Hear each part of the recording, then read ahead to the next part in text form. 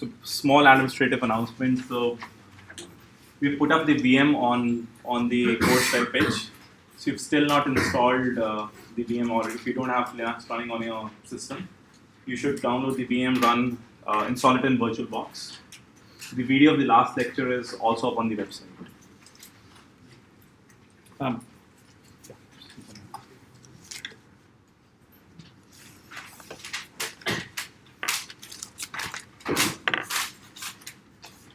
I'm also going to change the format of the class slightly, so in the sense that at the start of the class, at the start of every class, we'll look at one or two commands instead of having all of them in one class. So just so that we keep on learning new things. So this is something known as fork bomb. So I was discussing the other day in the lab, right? So what if you end up forking to create new process? Eventually, what will happen is denial of service. So you'll run out of resources. So this is a very nice article you should read on Wikipedia about fork bomb. It's a one-liner shell bash command that you can write, and eventually it will keep on forking, keep on creating new child processes, and eventually you'll run out of the resources. You could also create a very simple C program. So the Wikipedia page also has that. So it's just inside a while one loop or inside of endless for loop, you just create a fork. You just call fork again. So you should just look at this when you get time at home. The other is BQ command. So we were discussing about can we use calculator inside the shell.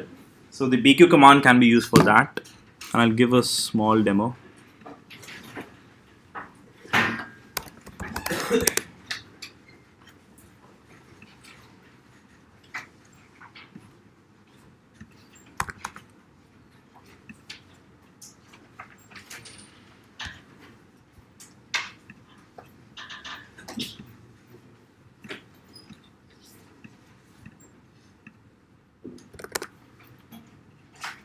Oops.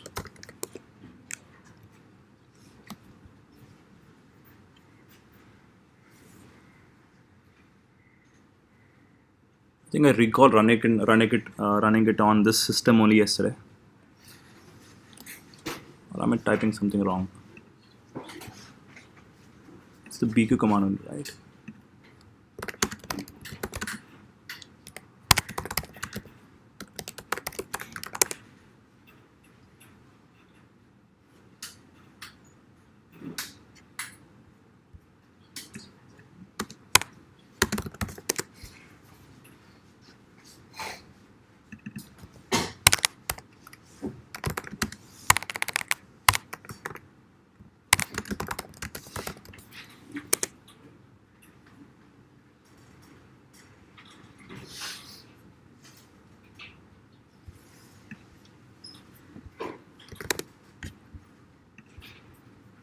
Okay, so it's BC and not BQ.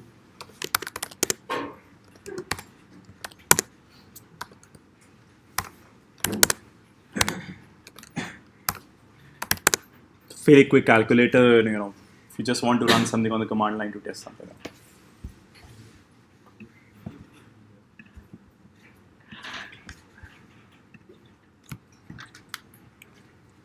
So in today's class, we are going to focus on CPU scheduling policies.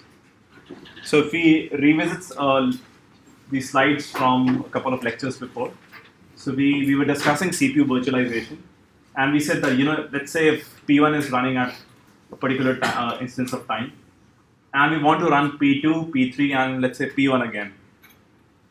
So we have an OS scheduler which looks at these processes which want to run, and then it finds out which process should I run next.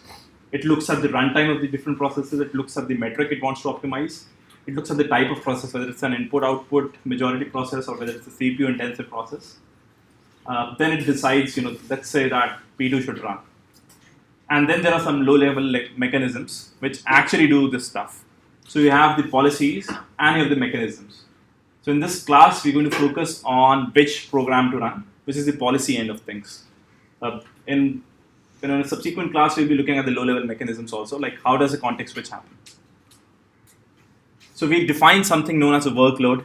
So workload is the set of processes which we want to execute.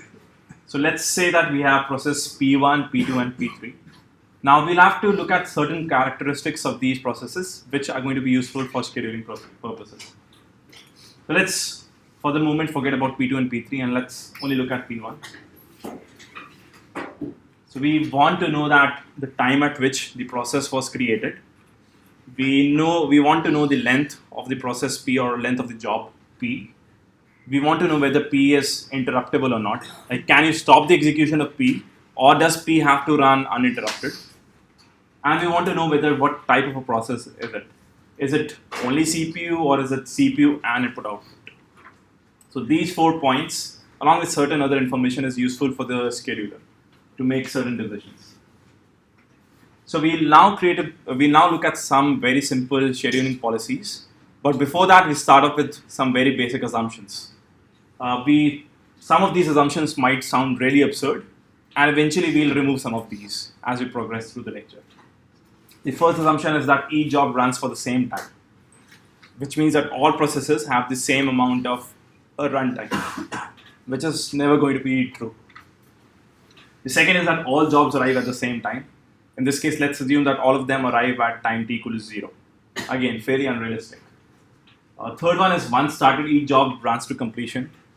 Again, unrealistic. So if let's say if I write an endless loop, it means that no other resource can then access the CPU, including the operating system. All jobs use only the CPU. So that's again a very weak assumption because many of the tasks we do often require input, output, and network access. And the fifth one is probably the most unrealistic one, that the runtime of each job is known beforehand, a priori. We never know that. So we'll work through each of these, eliminate these, and then build up certain scheduling policies. Before that, we need to look at scheduling metrics. Can anyone define a metric? Total time per hour. That's, can you just define metric in general? Yeah, so something you want to measure or something you want to optimize. So the metric in this case, in terms of scheduling, is going to be something related to the processes. Like how efficient is the scheduler in terms of allocating these different processes. So we look at a simple metric. Let's say a process P1 arrived at time T1. It completed at time T2. So any idea what this metric would be called? Yeah, so T2 minus T1 would be called runtime. Can be used for some other purposes. For example, the runtime of P1 can be 500, but let's say it arrives at time t equal to 0 and completes at time t equal to 1000. So this is called turnaround time. T2 minus T1. How quickly is the process able to turn around? It's getting completed. Let's say we have another process P2, which also arrived at time T1, but because P1 was executing on the CPU at this time, and process P1 is not interruptible, so we're not able to remove this process from the list, from the CPU. So what happens is that P2 will shift forward. It will remain in the waiting state till all this time. It shifts forward. It completes at time T3. So what is the turnaround time for P2? T3 minus T1, right? So we'll now look at the first scheduling policy, which is FIFO. What does FIFO stand for? Yeah. What does GIGO stand for? Yeah. So FIFO is also like first come, first serve. That's another name for it. Let's say that A, B, and C come at time t equal to 0. And that's their arrival times. For B, it's 0 plus a very small fraction of time, delta. And C comes at 0 plus 2 delta. So all of these numbers are fairly close to 0, but we'll just put them so that we can decide something between A, B, and C. So since it's a first come, first serve, A, B, and C came in that order. So we execute A first. It runs from, so all of these processes have equal length. That is the first assumption that we took, and in this case it's 10 units. A runs from 0 to 10, B runs from 10 through 20, and C runs from 20 through 30. So what's the turnaround time for A? Okay, so now I'll pick up volunteers. I don't. Okay, so anyone from that side, from the last one. What's the turnaround time for B? 20. 20 minus 10. So let's assume that delta is tending to 0. 20 minus 0. Okay, what's the turnaround time for C? 30 minus 30 minus 0, 30. But we have now 3 different numbers. We want to combine them into a single number. So one of the simple way to combine multiple is to just take their average or mean. So we come up with the average turnaround time, which is 10 plus 20 plus 30 divided by 3, which is 20 units. Now we revisit the assumptions and we'll cancel out one at a time. We'll firstly cancel out the assumption that each job runs for the same time. So let's look at the first one, the figure on the top. We have process A, which runs for 30 seconds, process B, which runs for 10, and C runs for 10. Now the process A comes before B comes before C. So what's the average turnaround time here? 30 plus 40 minus 0 plus 50 minus 0. So it's 40 units, right? Now why is this thing bad? Why is FIFO bad scheduling policy for this example? Right, so B and C are short processes. They have short run times, but they have to wait till A completes. So as we discussed in the previous lecture, this is similar to standing in a grocery store. You have to buy only a toothbrush, whereas the person in front of you wants to buy a whole new home, everything for their everything for their home. You have to unnecessarily wait for them, just for a single item. So that's why FIFO can be bad, and that's one of the reasons why many grocery stores, I don't know if they do it in India or not, but in the US, many grocery stores have self-checkout stores, self-checkout counters. So they basically write that if you have less than 10 items, you should just go and self-checkout. And you have barcode scanners, you just scan it, and you can just go. That saves you a lot of time. Let's now move A, B, and C. Let's look at some of the permutation. So B comes before A comes before C. Okay, the yellow t-shirt person. Yeah. So what's the average turnaround time in this case? What's the turnaround time for B? B it's 10, A 40, and C. 50. So the average turnaround time in this case is 10 plus 40 plus 50 divided by 3, which is 33.3. So it's better than the previous case, right? Why is it better? Because B, which is a shorter process, is executing before A. Can we improve it even further? The third example does that. B runs followed by C runs followed by A. In this case, the average turnaround time is 10 plus 20 plus 50 divided by 3, which is approximately 27. So if we compare the average turnaround time in the first case and the last case, so which is the worst and the best, you can say that it's almost half. It's close to less than 13 units. So a substantial improvement. Let's look at some other policy now. So what we in fact looked at in the previous slide, the bottom best case for FIFO. So the algorithm is actually called shortest job first. It's a different scheduling policy. It says that whichever job is shortest, you execute that first. So this is the turnaround time for if you had to run them in shortest job first. So the question here was that A, B, and C arrive at the same time. Now the SCTF algorithm will then see that B and C are the shortest, and then execute them first, followed by A. So we can see that SCTF is, in some sense, optimizing for turnaround time, whereas FIFO was not. But then we were again assuming that all jobs arrive at the same time. Let's remove that assumption also. Let's say that A arrives at time t equal to 0 and A has to execute for 30 seconds. Now B and C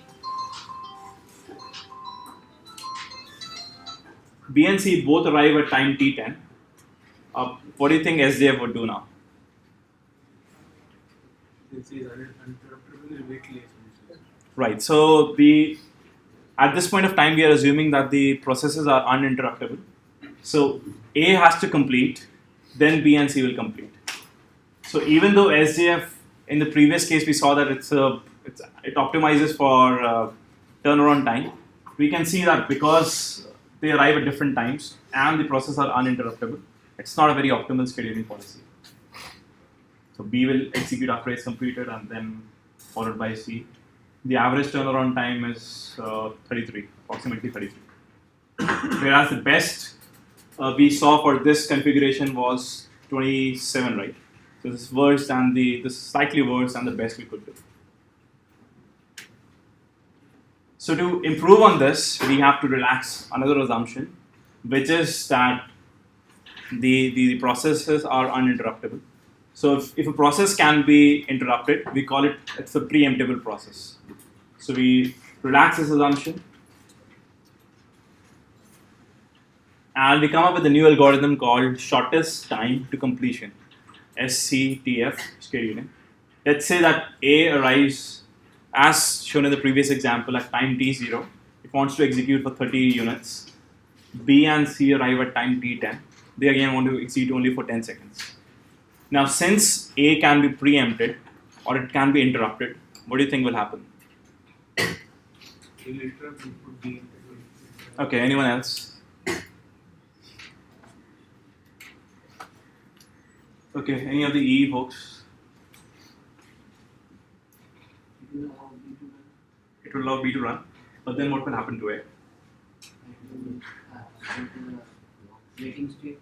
Yeah. Save the state. Yeah, that's excellent. So A has to go to the waiting state then.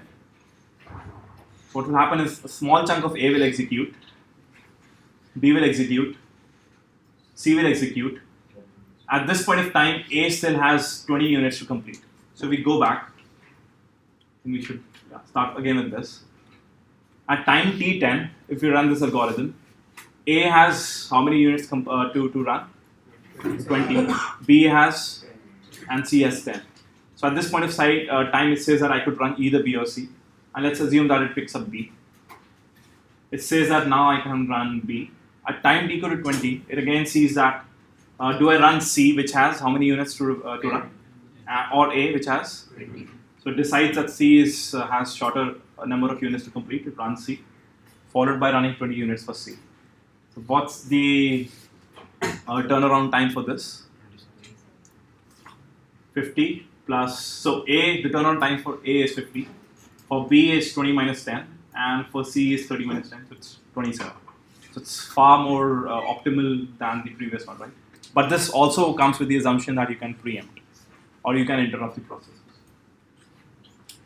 Let's now look at another metric, which is the response time. So this metric comes from the notion that we as individuals, when we're running processes, while we care about turnaround time, but if I open up Chrome, I don't want to wait for 10 seconds. Chrome might be the biggest process, or Chrome might require the maximum number of units to execute, but I don't care. If I've fired up Chrome, I want it to execute as soon as possible because I'm interactively using the system. Does everyone get the drift? So we are trying to optimize what is known as the response time. So the response time, so in this case, the average turnaround time was 27. But what we notice is that because A was a bigger process, let's say Chrome in the example I was giving, B and C get executed before that. Now A gets executed for the first time at time t equal to, so I have to wait 20 seconds. Because A is a big process, I have to wait 20 seconds for it to complete. That's too huge a delay for any real-time operating system to function. So we look at B, it arrives at 0, runs for the first time at 0. So its response time is 0. Like as soon as it came, it responded back. We look at process C, it arrived at 0. So all of these processes A, B and C arrived at 0. C arrived at 0, it runs for the first time at time t equal to 10. The response time for C is? Similarly for A, it arrives at A, execute for the first time at 20. The response time for A is 20. So the average response time is 0 plus 10 plus 20 divided by 3, which is 10. Any doubts? So the average response time is 0 plus 10 plus 20 divided by 3, which is 10. So we can clearly see that shortest job first or shortest time to completion is not optimizing for the response time. It's optimizing for turnaround time.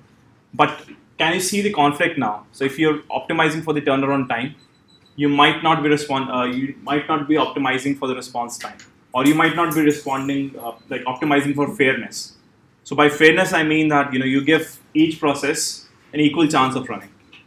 So it will effectively starve longer running processes. FIFO starves processes which arrive later. SCTF and SCTF starve processes which are longer. Let's look at another instantiation of this A, B, and C.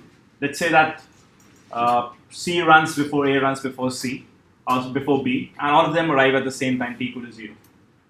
The average response time here is, so when does C run? For the response time for C is, for A is, and for B is. So you see that in the previous case, the response time was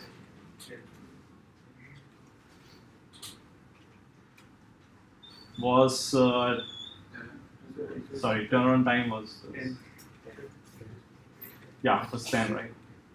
So isn't this the best response time? Sorry? Isn't this the best response time? Isn't this the best response time? You run the shortest job first.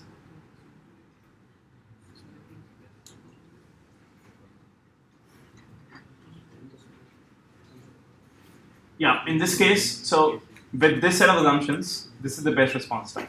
But we'll have to look at another assumption to see if we can do anything better or not. So this is fairly unrealistic, right? So this doesn't happen in modern operating systems. You never wait for your process to run because other shorter processes keep on running.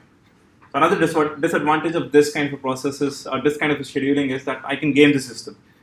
I can always run shorter processes and I can starve your process. In this case, the response time we found out was 17.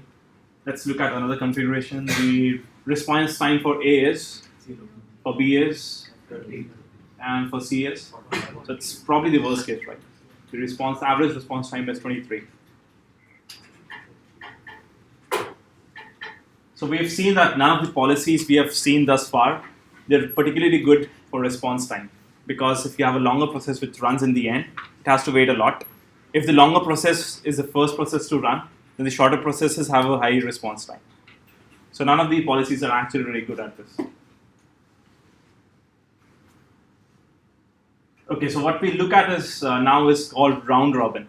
So the idea here is, can we make the scheduling more fair? Can we divide the CPU time into chunks? And I allocate each process some X amount of chunks. So in this case, I say that the process. Let's look at if the case we don't have anything like round robin. We have 3 programs, A, B, and C, all want to execute for 10 seconds. The response time is 0 plus 10 plus 20 divided by 3, which is 10 seconds. The turnaround time is average turnaround time is 20 seconds.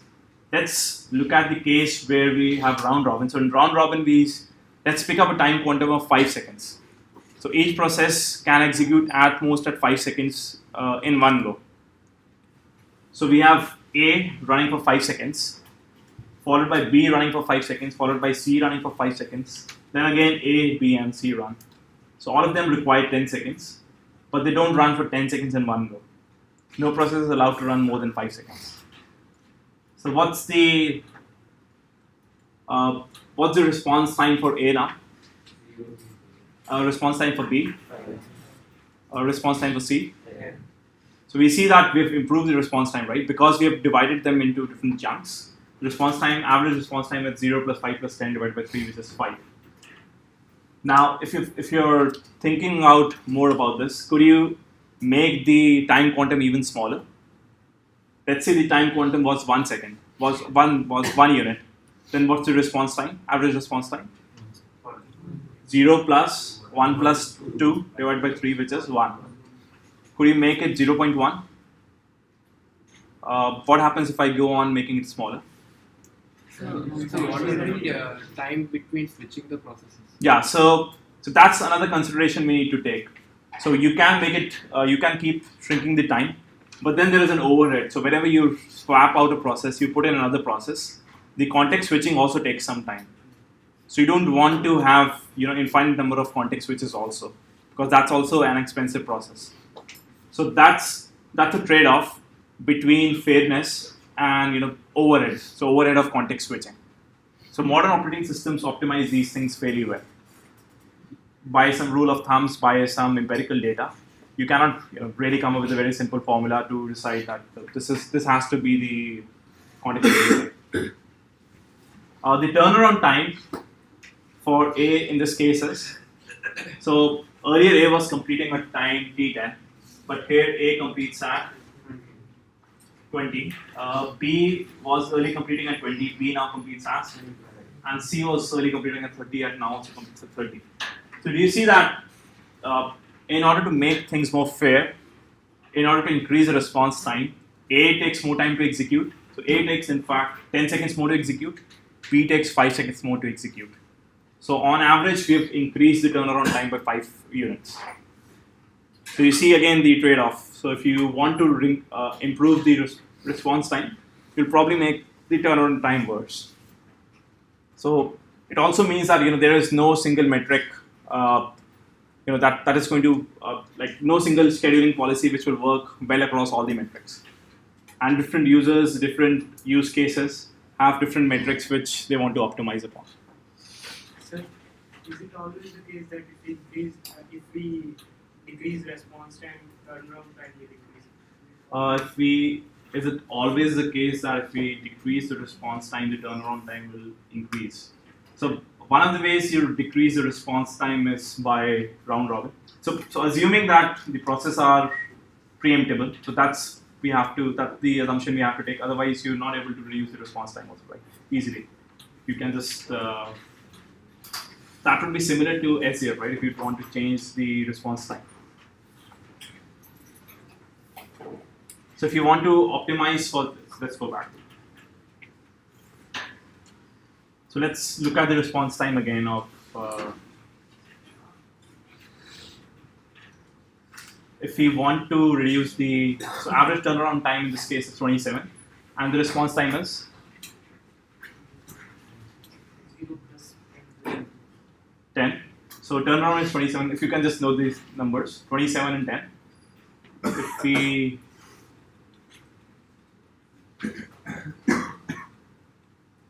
let's say if we change the order, the response time has increased to 17 and the turnaround time is 50 by 50 by 3, and in the previous case was, 10. so the response time was also increased in this case, and the turnaround time is also increased, right? Yes. So there you get it. Always for such questions, like it's the first thing you want to do is to just run through some examples.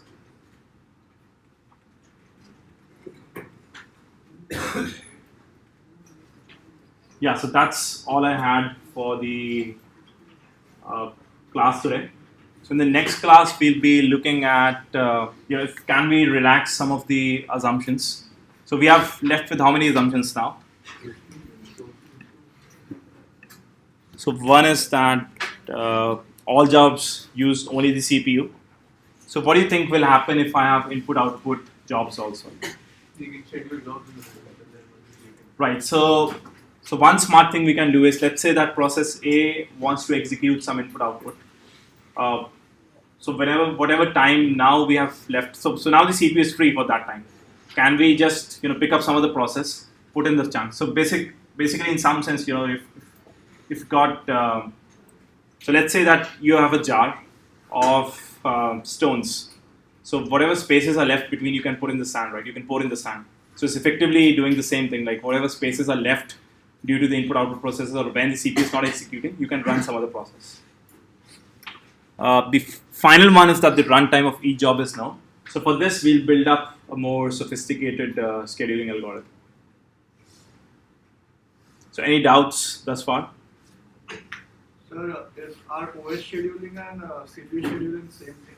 So I don't know what exactly you'd mean by OS scheduling. Like, OS scheduling policies and CPU scheduling. Also, in this case, in this particular line of thought, it's the same thing. So by OS scheduling, I meant that you're scheduling the task on the CPU. Yeah, so your homework assignment, I still haven't had a chance to prepare it, so I didn't want to give questions which would not test your abilities or which would not help you as such. That's why it's taking some time. And you don't need really need to worry about that. So you'll get the same amount of time. So your deadline will also get postponed. Okay, so I'll stop the recording. I had just one or two other things to discuss beyond operating